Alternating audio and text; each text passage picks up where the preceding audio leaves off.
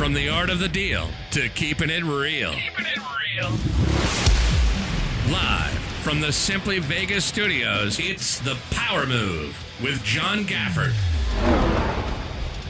Back again.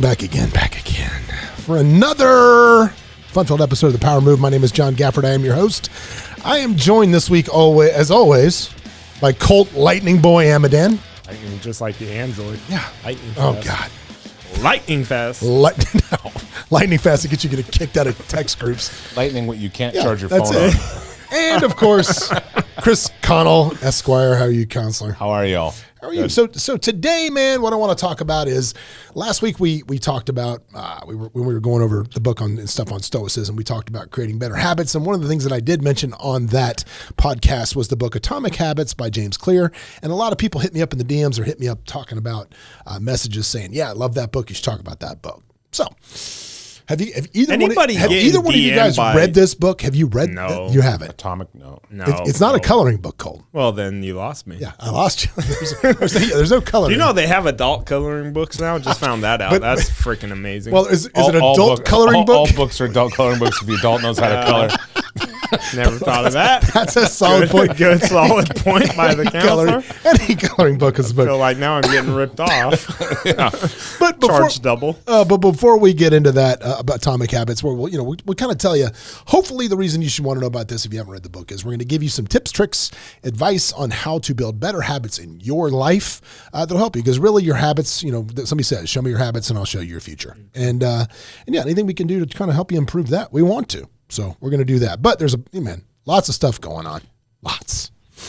That we need to talk about. So let's, Atomic Habits. Let's dive right in. The first thing I saw, let's talk about the big story that's going on right now. The big one, which is Rogan. I think being in the podcast space, I feel like we owe it to ourselves to at least discuss this a little bit. Right. And I really thought about what I was going to say about this a lot, and I really did. And here's what I'm going to say about it, which is this. When it comes to Joe Rogan, number one, I don't care if I agree with what he said or not agree with what he said. I don't care if you agree with what he said or didn't agree with what he said. I 100% support his ability to say it. Yep. He has, this is the United States of America. He has the right to say what he's going to say and interview who he's going to interview and talk about who he's going to interview. And let's be very clear.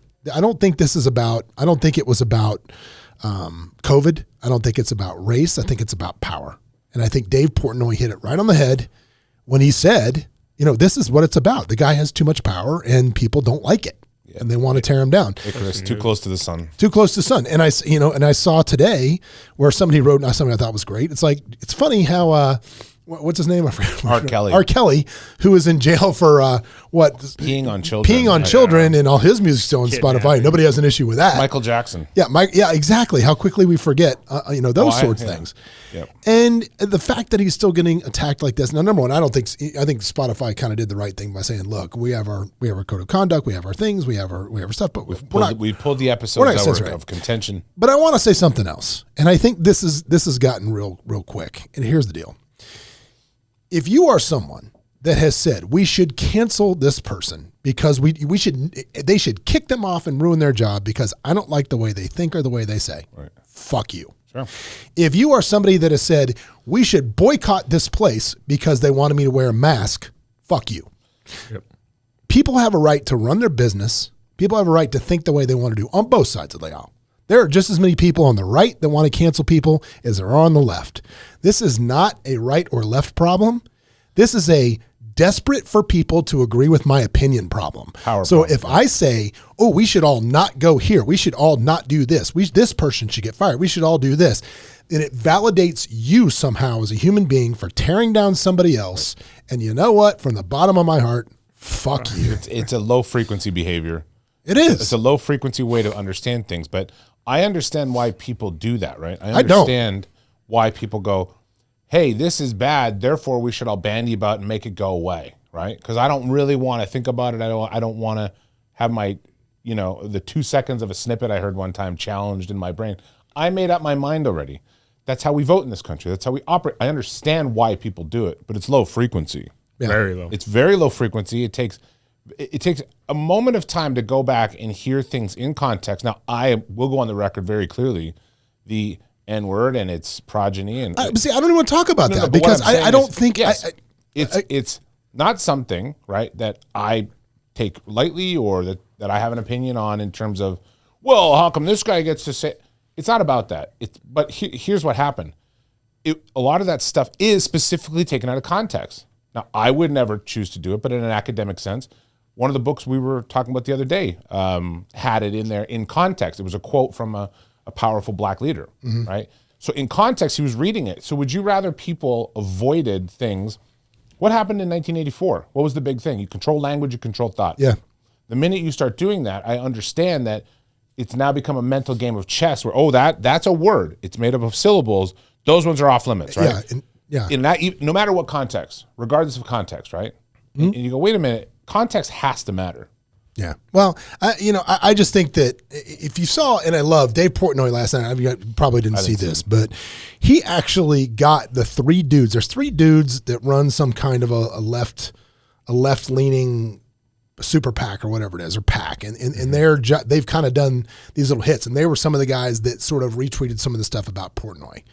And he kind of put some pieces together like, wait a second, these are the same guys that are now kind of pushing this out front against Rogan. Right. You know what I mean? So he actually got him on a live YouTube chat, which I thought was interesting. Really? They go with Portnoy, which I mean, look, love Portnoy, hate Portnoy, whatever. You gotta have some ball skin on that dude because he's pretty quick on his feet and he's a blazer. And it was like, and he's like, look, here's the deal. I don't care that you're calling attention to these things. You're trying to put them to the forefront. None of that matters to me.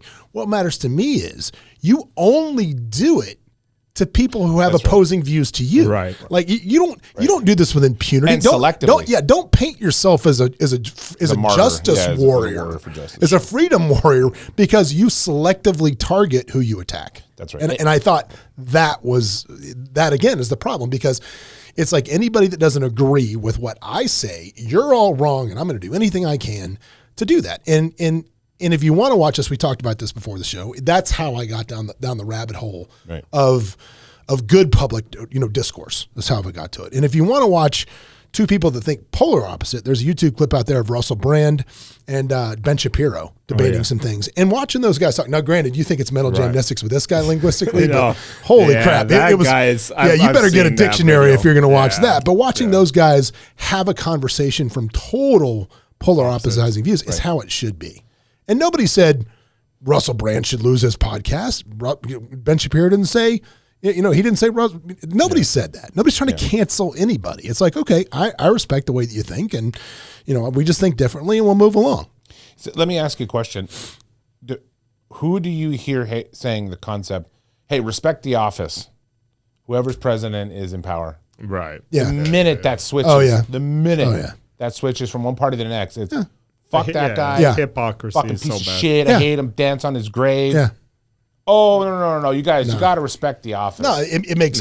We got to I hate that. Like, I know me and John have had this talk. Like, we respect the office. It doesn't matter who's in there. We respect it. We don't agree with it all the time, but we respect it. But, the whole cancel culture, they're not even coming after him for the N-word. That's honestly 90% of them are coming after him because he's got the views of the COVID and because he is getting 100 million people listening to him when the top CNN person's getting 1 million for 2 hours. When you have 1,800 podcasts that are 3-4 hours long, dude, you're bound to say stuff that if you agreed with everything he said, you are also part of the problem. Oh yeah. You're blindly whatever. I agree. So the guy puts out a ton of content, right? Mm-hmm. Take it or leave it. And he's come back and said, hey, I haven't done a great job balancing this. I want to take a look at that and do better at it. Yeah. That should be the end of the conversation. That's it. Well, again, I don't care what he says. That's what I'm saying, but I care that he has a right to say it. He came out publicly. I could care less. And says, hey,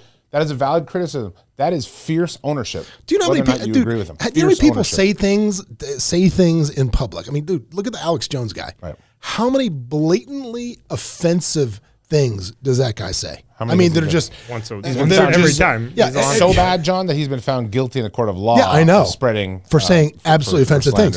But unfortunately, in this country, he has a right to say whatever he wants. Sure, as long as you realize I have the right not to listen. Not a slant. But I have the right not to listen. I don't listen to him either. Right. I don't have any interest in listening to him. But you also got to realize that, like, when you're at work, you have the right to say whatever you want, but there is repercussions off of what you say, right? There is, but I don't think Joe Rogan has he's apologized. Everybody that truly knows him, like, people have known this guy for 30 years, right? Yeah. He's been a comedian for how long? 20 of them? Oh, my God. Like, he's been these guys are together. People don't realize that. The comedian crowds, they travel together, they do stuff, they know it, and everybody has his back. It's like, he made a mistake. None of us condone what he said, but we all condone he has a right to say stuff. Well, I think the biggest problem for me is it's the cancel culture. Yeah. I mean, look, if you've never, everybody in this room is a business owner. We all own our own businesses, right? We've had the sleepless nights. We've had the balls out there. We've had the slinging it out there to understand what it takes to own your own business. And then here's some person that's working at some store, getting a paycheck every week, that jumps on their social media like, don't ever go to this place again because of X. Right. Dude, how dare you try to tear somebody down and you've never had the balls to do anything yourself. I mean, dude, and God help you if somebody did it to your boss and you lost your job because of it. Like, they never think about that. I'm so over.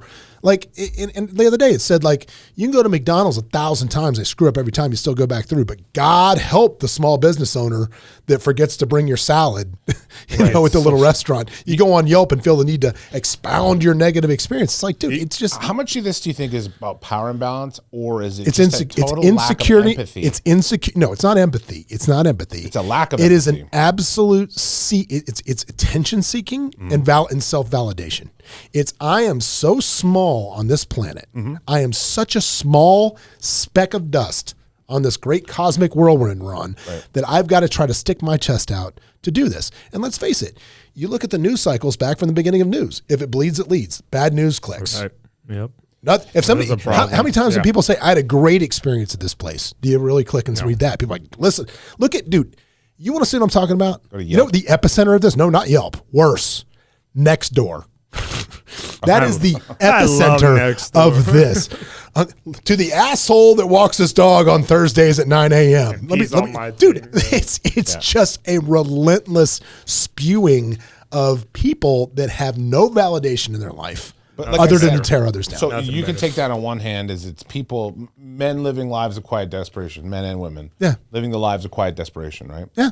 But in that is embedded in all themes a lack of empathy, right? Is that did you quote Thoreau right there? I did. Okay, nice. Okay, see, Colt, I'm catching up. I'm leaving you and catching up with him. I'm buying a freaking dictionary. So at the end of the day, if people had empathy, they'd go, look, what did he mean? Hey, look, where did this person come from? Mm-hmm. Right? When you look at somebody and you say, that is an ignorant person, you can go a long way in this world if you extend a bit of that olive branch of empathy and go, I don't agree with the way you do things. I don't agree with what you said. But why did you say it? How do we get you to a place where you learn from it? Yeah. If you empathize with other human beings in a philosophical sense, the way of love, at the end of the day, those things stop becoming so problematic, right? And when you exhibit empathy and love with others, you'll find that you won't walk around with this life of quiet desperation as often. Yeah. I think for me, just the fact that we own so many businesses, it's like, dude, you're just, Everybody makes a mistake. Yeah. It's like, bro, you're worried that like, don't cancel this guy and cancel that business and this. But how much of that do you actually think does its job? I Rogan, think Spotify didn't cancel Rogan. Yeah, but that's because he's so big. Because if he was average, he would be. How many small businesses go? How many small businesses go? I mean, you saw that 2 or 3 years ago, the NFL guy that owned like a contractor business, the referee that screwed up, they freaking killed his business because he screwed up a call, right? Like, how stupid is that? I still think these people are louder than they're impactful. I think you'd be surprised. I think you'd be surprised at that. Well, let's move on from Rogan. Let's talk about something else. I thought, speaking of absolutely batshit crazy. I can't wait for this. Which is okay. First of all, which brings me to this. Number one, let's move into the world of NFL players, which is going to nice segue to the next thing. Dude, Kamara, man, dude. It's okay. Let me ask you a question. Here's a question, and I'm going to ask you, Colt. How many times have you been out in Las Vegas? Too many. How many? If you had to put a number on it, you just put a number on it. At least 200. No, more than that. Thousands, right? Yeah. Thousands. Well, I was out 3-4 nights a week for a decade. Yeah, so we'll go thousands there, right? How many times did you beat someone senseless in front of a nightclub? I'm the wrong person to ask. Jesus Christ. Okay, we'll ask on. Less than 5. Let's ask something to us. No, how many times did you get arrested, Colt? I didn't get arrested because the cops saw what happened. You're ruining my thing. How many times have you been arrested, counselor? Never been arrested, but about 8 years ago, I did leave a guy outside of a subject. Okay. They didn't find it. So okay, regardless of what I'm saying, I don't care if they found the body or not. The point is, it's just not that hard to come to Vegas, go out, have a good time, not get arrested. It's not hard. I do it literally all the time. The one time I did get in a fight was because somebody spit on girls and then they attacked me. It was 100% self-defense. But that's because you're Batman, though. I tackled the guy in the Griffin one time. That's because he's Batman. Yeah. Did you? You know that whole thing where guys always say, if I saw a guy hit a woman, I would kick the shit out of him. We were in the Griffin one night. And it happened? And a guy smacked his girlfriend, and I was on the other end of the bar. Not that that's funny. I'm laughing at you at that situation. I'm laughing at the look on your face. Doing nothing. Clarify that before I get canceled. Did nothing, and I tackled the guy into the booth, but I was on the other end of the bar, and everybody was just watching it, and everyone was just standing there. No boy. No, you can get out of trouble, right? Like that's the same situation. Somebody spit on a girl, and then the guy came to attack me. Yeah. It's not hard. It's not hard. The thing people have to realize, this goes back to, we talked about this in previous episodes, right? Mm-hmm. Your friends do not need to keep being your friends. If that's what they are. If they're going to not change with you. You cannot. You got to leave them behind. You got to leave them behind sometimes, and that's not a bad thing. But you're going to get this guy to lose millions in a settlement if he's lucky, and hope that he doesn't get it. I don't watch. Hopefully, how much of this comes down to the reckless nature of who we're talking about? Well, you're talking about super athletes that go out on a gridiron. But how? I don't think that. But at what point are you like, okay, this is like? I think what makes you a psychopath on the field. Alvin Kamara is one of the absolute hands down greatest football players I've ever seen, and he's a super nice dude. Yeah, I don't know. Everybody I know in New Orleans that knows him says he's a great dude. But it's in your genes. I think fighting's in your genes. Like I grew up with family that they just love to fight, and they were not, and you will never get that out of it. I think you might just bring that out of people, Colt. Oh, maybe. Every time I walked up and you got to be a certain level of tough to be an NFL superstar. No. Yeah, and you got ego. And your ego needs to be through the roof. Now, you may be nice at football signing day, but in there is a seething cauldron of just explosive, But you gotta look at money. Okay, get a handler. Like that's what I'm. Well, you have to have friends that will. Well, here's the best part too. I mean, talk about not taking the Pro Bowl seriously. That happened at 6:30 in the morning, the day of the Pro Bowl. Yeah, like that. He got in a fight that morning. Went and played in the Pro Bowl. Got arrested at the stadium. Right? Caesars? Cromwell coming out of Dre's. Cromwell coming out of Dre's. Coming out of Dre's. Don't go. Stop nothing going. Goes. Nothing good. Let's talk about. Okay. Let's talk about other things NFL players should not do. Drive. Can we agree at this point? There is a large. there is a sample large enough that if you are an NFL athlete, okay, or an NBA athlete, stay the hell away from the Kardashians. It's not going to end well. Number one. Look, Kanye has officially lost his mind. If you haven't seen him, well, he was on the brink. Anyway. I know he was on the brink, but owed him. It's like a succubus of talent and fame, and they just suck it out of you. And then look, Pete Davidson's going to last 2 seconds because honestly, at this point, that dude's more Kardashian than the Kardashians. I celebrate him. He is just knocking through Water everybody. Its level. He is. But yeah, I mean, dude, just don't buy. Don't have a gun when you travel. I feel like this should be part of like the NFL pro players when they bring the new rookies in. They should be like, look, guys, here's the deal. You need to get a money manager. You need to invest your money. Don't date a Kardashian. This is just what they should do. Like, this is just going to end poorly for you across the board. It just keeps ending poorly for these guys, and they keep getting in line. It makes no sense. Don't take a gun with you. Wear a condom. Right. If you're going to a club in Las Vegas, get a couple of bodyguards. That's and take an Uber. And take an Uber. Well, it's even better. Here's official proof that he's lost his mind. Kanye. He's just done. Oh, no. So Donda Sports, the new sports edition. Do you see who's now the president of Donda Sports? Because who should Donald Trump? No, what athlete do you think Kanye has Antonio selected? Brown. Yes, is the president of Donda's. Yes, You tag Antonio because there's a solid decision maker. There's a guy that's got it all put together. That's going to really take that company to the next level. Can you imagine what one of their play dates would look like? Oh my God! Do you think they talk to each other in English, or is it like kids when that just made me so happy? Absolutely hilarious. Have you ever seen little toddlers playing? They're on the same page, but they're not saying anything. Yeah, that's how it is. I don't get the whole. I mean, I feel bad for Antonio Brown. That guy, he just spent $2 million on an owner's suite for the Super Bowl. Dude, crazy. Oh, you know what else? I forgot to mention this. Colt, there's prayer for it. There's hope for you. Really? Nice. What? Because apparently, I don't know if you guys saw this. Apparently, you can compete in the Olympics, Colt. And apparently you just have to pick China. Oh, did you guys? Yeah. Do you know what I'm talking about? I know somebody that okay, how do you feel about ice this? skating? No. How do you feel about this? So there's a girl that was born in San Francisco, right? She is a freestyle skier, very, very good. Born in San Francisco, American citizen, mother is Chinese. She is competing for China in the Olympics. Smart business. How do you feel about that? I think that happened with a lot of the runners too, right? About Ben Johnson was running for Canada, but he was Jamaican born. But here's the point. Was Donovan Bailey. But here's the point. Does Canada have a record for being massively oppressive against Jamaican runners? Because I'm pretty sure China's record on women isn't that great. That's a hard one. All I see at that, because she's a pretty girl, is money. I mean, she's got modeling contracts and stuff. Yeah. She's Victoria's Secret model. I'm sure they're like, hey, come and win us a gold, which she did, and we'll slide you a couple million behind the curtains or something like that. That would not be amateurish. That would not be. No, but I guarantee something like that. NIL money. You know what you got to do is go golf. But they're pros. Saudis. They don't need to. Yeah, you hear about that? DeChambeau and those guys were offered like $25 million to come play golf with the Saudis. Gosh. Yeah.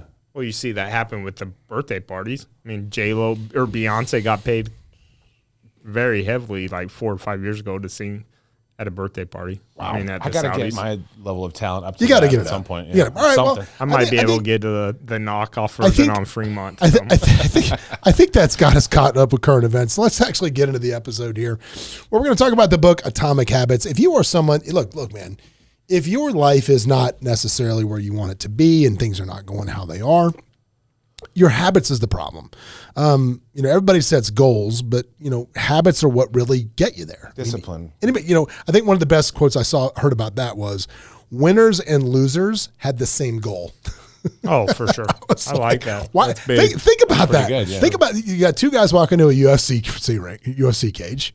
They both had the same goal to win the fight, but one of them probably exercised better habits, created a higher skill level that allowed them to win. Unless now we're going to get a jiu-jitsu. Well, not necessarily. You could have got a weird tumble where you got a Kimura and then moved it over there. Why did I pick UFC? I could have done anything there. No. I could see the wheels turning when I said it. That's not exactly true. It's a little bit of opposite flavor. There was this saying that all those colored jackets of the dead bodies that were left on Everest were high-functioning, highly motivated people as well.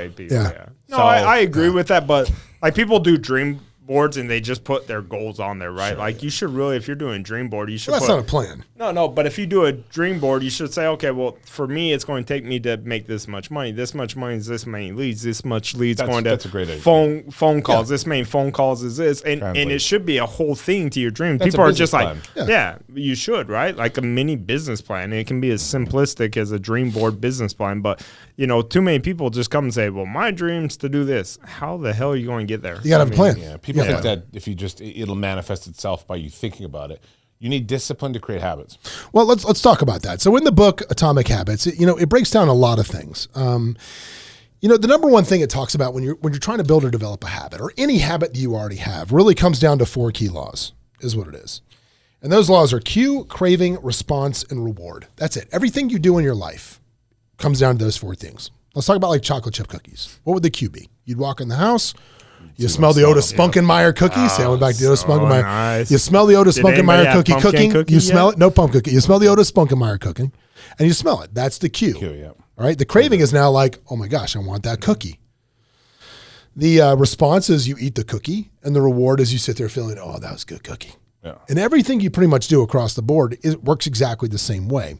So changing your habits is understanding how they work and really breaking them down the key way. So, totally agree. Yeah, I mean, if your rewards are not, like I said, people always say, I want to be rich. Yeah. You can be rich if you want to, but the your cues, all that, to get to that rich, the reward might not be, I want rich, I want time off. And if you don't have all those lined up, then you're not getting those goals, right? Like people the reward want a lot more to do the other things that do than they are to do something they're not doing. Yeah. Oh, sure. Like me getting in shape, I'd love to, but the reward and satisfaction. Well, let's talk about that. Let's talk. We're going to talk. We're actually going to talk about that. We'll break that down and how to actually get there.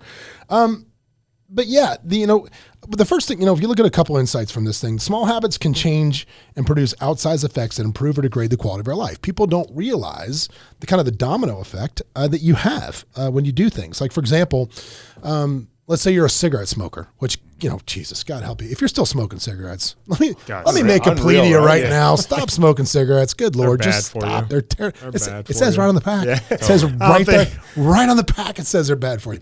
And this is coming from. Explain why I smoked cigarettes for a long time when in my younger days, and thank God my wife, when I first met her, was like, "Yeah, no, that's not going to happen." And that was the end of that. But yeah, if you're still smoking, it's just terrible for you. But if you stop smoking, right? You don't even realize all the long-term benefits you're going to have. And let me just walk you through this, right? If you were to quit smoking cigarettes, I don't even know how much cigarettes are now. They got to be like $6 a pack or something. In Canada, they're like $19 a pack. Oh, Jesus. All right. So if you're, okay, let's go with a pack a day smoker in Canada. Here, let's say they're $8. $8. Okay. Let's say you're an $8 a day smoker. I mean, now you're talking about picking up 365 times 8. Yeah, it's about $3,400. Yeah, 35. Yeah, that's under 35. Now you may not have. Now that may not. You may not look at that as that much money over 20 years. But hang on, no. But let's say you save $3,000 a year now because you're not buying cigarettes. All right. So now maybe you can afford a little bit nicer car. Sure. Maybe you're not as stressed out as you were because your bills are a little easier to pay. You don't really notice it, but it's there. Now let's figure out the part where you say, like, maybe now you don't reek like cigarettes. Yep.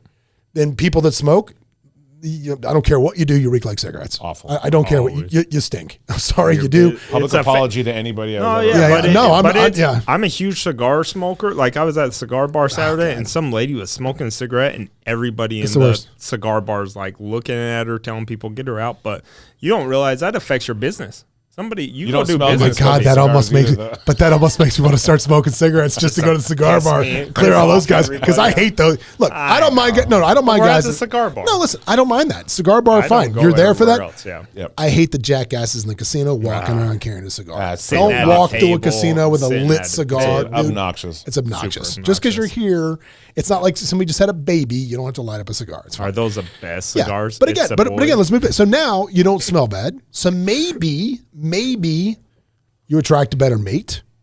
Maybe you go to a job interview, because I promise you, I have not hired a lot of people that have walked in my office because they smell like cigarettes. Yeah, it's really bad if you don't. Yeah. I just have not. Maybe now you get a better job. But these are all little intangible things. When most people are just thinking about the health benefit that I have if I stop smoking, you don't think about all the other little intangible things. Think about what they're happen. Losing psychologically. Yes. All they worry about is the crutch. Right. The real quick crutch that happens when they are going to light that cigarette or not light that cigarette. And you know what you learn? The number one thing you learn after quitting smoking cigarettes? What's that? That you don't even like smoking cigarettes. No, you don't. You're addicted to a drug. Right. But it's not even that. No. I don't think that. It really is. Like, I think you're reinforcing a drug all the time. You think, oh, this is what's relieving my stress, this action, this habit, this behavior. Oh, I'm social. I need to go out and do this with my friends. None of that is true. But now, granted, nicotine is addictive, and I'm not saying it's not. But I'm also going to say that I think people are more addicted to the ritual of cigarettes. That's right. I eat a meal, now I smoke a cigarette. I get a cocktail, now I smoke a cigarette. I take a break, now I smoke a cigarette. I get in my car, I take a cigarette. I get in the morning, I smoke a cigarette. Yeah. The ritual reinforces the drug. Absolutely, the ritual is there. And that's why I don't miss it at all. And I thought I would. I thought I had this big... Oh, it's a part of my personality. It's not that I don't miss it. I don't even think about it. It doesn't even occur to me. Habit. Other than when I'm sitting at the bar and I'm that jerk at the person next to me at the bar. Oh, I'm that person. I'm the worst. I'm the worst. No, I'll never be that person, but I do understand non-smokers beef with it. I am totally that person. Next point is habits are intertwined with their personal identity. Now, what I mean by that is based on who you are as a human, probably has a lot to do with the habits that you keep. For example, if you are someone that is Mormon, you avoid caffeine, you avoid stimulants, you try to. If you are someone that is Muslim, you pray several times a day. People that are religious have an overwhelmingly impact on their life, on their personal habits and the things that happen. So when I went back to this in the book and I read this part, and really it was based on religion. If you are someone that tithes, it's just part of who you are. And if people that tithe tend to be more caring about others, and it just becomes part of your habit and part of your ritual. Right. I am not an overly religious guy. I am spiritual, but not church-going religious. I mean, I like church. I grew up Catholic. The nuns maybe beat that out of me a little bit. The kids go to Catholic school. But yeah, I am spiritual. I mean, I believe in God. I'm all about it. We go to church. I like going to church, when we go, but I'm not, I don't feel like I have to be in a church to be spiritual, if that's a good way to put it. But that's exactly where I'm at. But when I say that, I also started thinking I don't have a lot of limitations on my daily routine that are brought about by religion. Like I don't have a daily prayer moment. I don't have reflection. I don't have anything in my life. Do either one of you guys have anything based on religion that's so I'm not religious either. If anything, I actually once in a while go to a Buddhist monastery in town. They have like a hour meditation. Okay. And I like yoga. I like those times. It's good you shut your phone off. Unplug. And you literally sit there for an hour. It's not religious, it's not doctrinal, but it's a practice. Right. And there's this really great YouTube video called Atheism 2.0. And it's this guy that gives a breakdown of all the sort of things that atheists miss, right, in religion, that religion provides. Ritualistic behaviors, right? The ritual of a moon coming around, that cycle of a harvest celebration, sermonizing, listening to somebody with pure attention as they speak. Now, who that is, we get it from podcasts, we get it from audiobooks. Yeah. But I will sit and listen to somebody who's learned on a topic, right? And that's a part of sermonizing, and that's something that gets missed. So church and religion and all these things have positive benefits. They have negative benefits, which aren't the point of this conversation, right? And, no. And let's not steer into that. Let's not steer that far. Throwing the baby out with the bathwater is a mistake that people have made, right? Yeah. So culturally, gatherings, being aware of other people, things like tithing, things of being grateful for what you have, moments of reflection. Those are very positive things that it behooves everybody to build into their own life in their own way, but as a habit. But I think it's not just about religion though. In this one, your personal identity. I think if you look at, for example, like why did I ever smoke cigarettes? Like why did that even happen? And the answer is because I was in the service industry, and everybody did that. And the service industry in itself, and the service. I had to fire a guy once because I got him smoking weed outside. He was standing there arguing with me, saying, "Well, they get a smoke break. Why don't I get a smoke break?" So I'm laughing. Logic is sound. Mike Duda in St. Louis, Missouri. If you're listening to this, buddy, I still think about that, and I still remember your name because of it. It was a solid argument back then. Anyway. Jesus, but it's true. But that tribe that you're in, right? And that's why, because it's what everybody did. So if you don't like a lot of your habits, if you don't like a lot of the things that you're doing, maybe stop and take a look at your tribe, because maybe your tribe you're surrounded with is feeding a lot of those bad habits, is feeding a lot of those things. And if you're not getting where you want to get, maybe it's part of that. We're going to take a quick break, and we'll be back in a second. We're going to keep discussing the book Atomic Habits by James Clear, and probably what else is going to get us canceled. We'll see. We'll be back in a minute.